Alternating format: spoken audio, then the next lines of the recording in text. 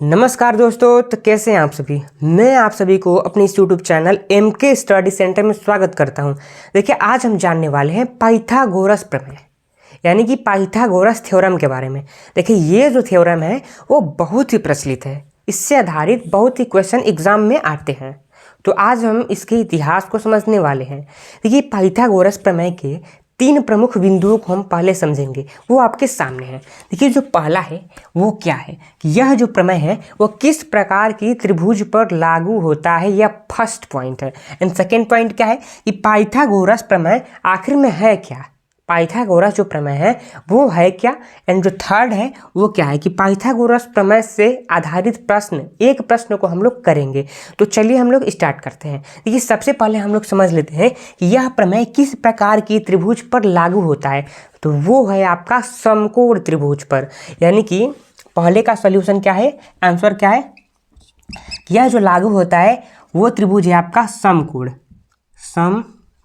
त्रिभुज, समकोण त्रिभुज, राइट। अब आप समझ लीजिए कि आखिर में समकोण त्रिभुज क्या होता है। समकोण त्रिभुज क्या होता है तो आप यहाँ पे देखिए कि हम लोग ऐसे एक बना देंगे, सेम इस प्रकार से।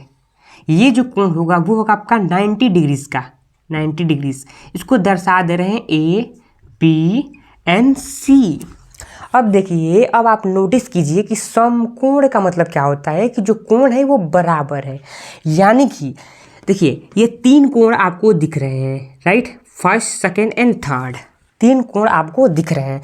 तो इसमें से 90 डिग्रीज का कोण कौन सा है, तो वो है आपका बी वाला जो कोण है वो है आपका 90 डिग्रीज का कोण। यानी कि हम समकोण त्रिभुज, ऐसा त्रिभुज जिसमें एक कोण 90 डिग्रीज का हो, उसी को हम लोग बोलते हैं समकोण त्रिभुज, राइट। अब आप समझ गए होंगे समकोण त्रिभुज को भी। अब हम समझते हैं दूसरा पॉइंट कि पाइथागोरस प्रमेय क्या है। पाइथागोरस प्रमेय क्या है, देखिए उसको जानने से पहले हम लोग जान लेते हैं कि इसमें कर्ण क्या है, आधार क्या है और लंब क्या है, राइट। देखिए, सबसे पहले जो ये 90 डिग्रीज का कोण दिख रहा है उसके सामने क्या दिख रहा है आपको, AC भुजा। उसके सामने ये पूरा भुजा दिख रहा है जिसका नाम है AC भुजा।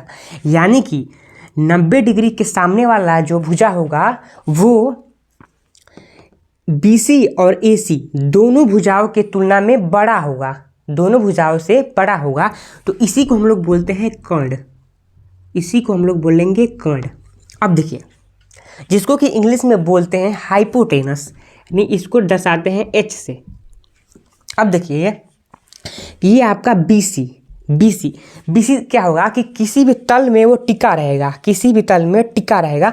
तो इसको बोलेंगे हम लोग आधार, इंग्लिश में बोलते हैं इसको बेस, यानी कि इसको B से प्रदर्शित करेंगे। अब इन दोनों को छोड़ देंगे तो आप कर्ण, आधार, ये हो जाएगा लंब। सिंपल सा है कि ये हो जाएगा आपका लंब।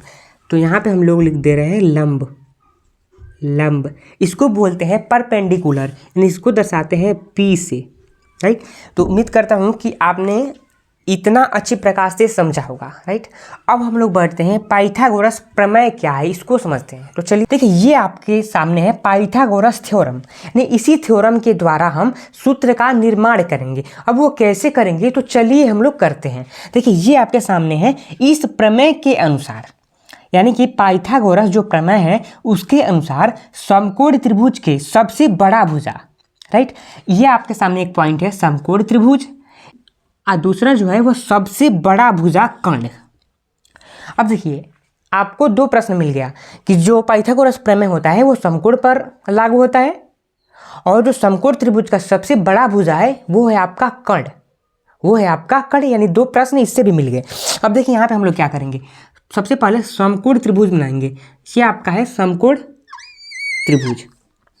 अब समकोण त्रिभुज में जो एक कोण होता है वो होता है आपका 90 डिग्री का, यानी 90 डिग्री का, राइट। अब 90 डिग्री जो कोण है उसके सामने वाली भुजा को बोलते हैं कर्ण। अब देखिए, ये जो है ये खड़ा है, यानी ये खड़ा है तो इसको क्या बोलेंगे, लंब है, लंब। एंड ये जो लंब और कर्ण जिस पे टिके हुए हैं उसको बोलते हैं हम लोग आधार, यानी कि ये हो जाएगा आधार। ये हो गया आपका आधार। अब पाइथागोरस प्रमेय से हम लोग बनाते हैं फॉर्मूला। देखिए यह क्या कर रहा है, इस प्रमेय के अनुसार समकोण त्रिभुज के सबसे बड़ा भुजा कर्ण का वर्ग, यानी कि हम लोग इसका वर्ग कर लेंगे, कर्ण का कर लेंगे, यहाँ पे कर ले रहे हैं, रुकिए 1 मिनट, यहाँ पे कर ले रहे हैं कर्ण का वर्ग।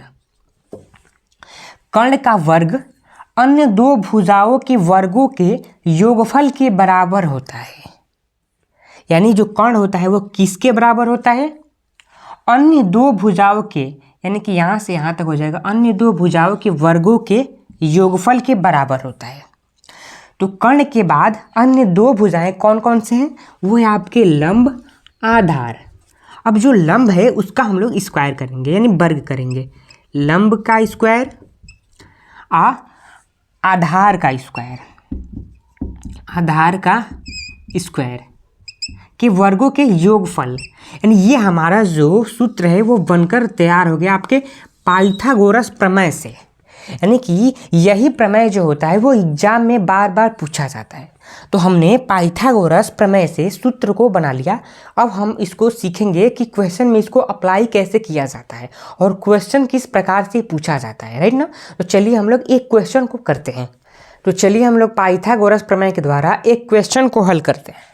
ये जो क्वेश्चन है वो आपके सामने है। ये क्वेश्चन क्या कर रहा है कि समकोण त्रिभुज ABC, ये है समकोण और इनके शीर्षों को दर्शाया गया है आपका ABNC नाम से। अब देखिए कि समकोण त्रिभुज ABC में यदि AB = 4, देखिए यहाँ से लेकर यहाँ तक को हम लोग क्या बोलते हैं, लंब। यानी कि AB = कितना है, 4 है, तो लंब जो हो जाएगा हमारा वो हो जाएगा 4। यहाँ पे लिख दे रहे हैं AB = 4। अब देखिए BC = 3, ये आपके सामने BC। अब यहाँ से लेकर यहाँ तक जो लंबाई है उसको हम लोग बोलते हैं आधार यानी बेस। तो इसको हम लोग डिनोट करेंगे 3 लिखकर, यानी कि BC = 3, राइट। अब क्या कर रहा है कि आप AC को निकालिए, AC क्या होगा, राइट। ये हमारा क्वेश्चन है। तो चलिए हम लोग इसको हल करते हैं। फॉर्मूले को लिखते हैं सबसे पहले। ये फॉर्मूला क्या हो जाएगा, कर्ण पे स्क्वायर = लंब पर स्क्वायर प्लस आधार पर स्क्वायर, आधार पर स्क्वायर, राइट। अब हम लोग फॉर्मूले में इन सारे एलिमेंट्स को भरते हैं। देखिए कर्ण पे स्क्वायर हमको क्या करना है, ज्ञात करना है। देखिए यहाँ से लेकर यहाँ तक जो है हमारा है कर्ण है, यानी AC यहाँ पे लिख देंगे, AC = लंब कितना है।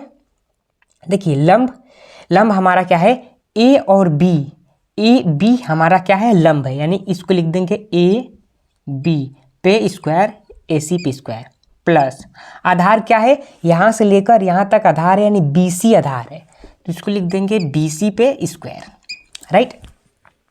अब देखिए AC हमको ज्ञात करना है, तो AC को सेम ऐसे ही रहने देंगे। AB हमारा कितना है, 4 उतार दिया, स्क्वायर है तो स्क्वायर लगा दिया, प्लस का चिन्ह सेम एज इट इज रहेगा।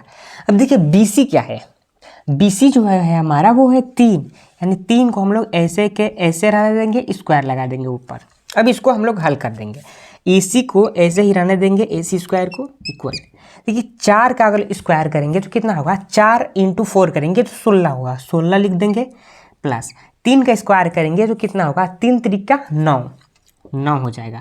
अब 16 9 कितना होता है, आप जल्दी से कमेंट में बताइए कि 16 9 कितना होता है। देखिए 16 और 4 कितना हो जाएगा, 20 और 5 25, यानी कि 16 9 होता है 25। तो AC को वैसे ही लिख देंगे, 16 9 कितना हो जाएगा, 25। अब देखिए ये आपका स्क्वायर को बराबर के इधर भेजते हैं तो ये किस में परिवर्तित होता है, रूट में, यानी कि AC स्क्वायर को इधर भेज देंगे 25, तो ये हो जाएगा आपका रूट में, राइट। ये हो गया आपका किसमें, रूट में। अब देखिए इस रूट को हम लोग हल करेंगे। देखिए अब 25 का हम लोग वर्गमूल निकालेंगे, रूट से हल करेंगे तो कितना प्राप्त होगा, 5 प्राप्त होगा, यानी AC = हमने प्राप्त कर लिया 5। ये था हमारा पाइथागोरस प्रमेय पे आधारित क्वेश्चन, जिसको हमने आसानी पूर्वक कर लिया। तो अगर ये वीडियोज़ आपको पसंद आया होगा तो आप हमारे चैनल MK स्टडी सेंटर को सब्सक्राइब कर दीजिए इस प्रकार के वीडियोज़ को देखने के लिए।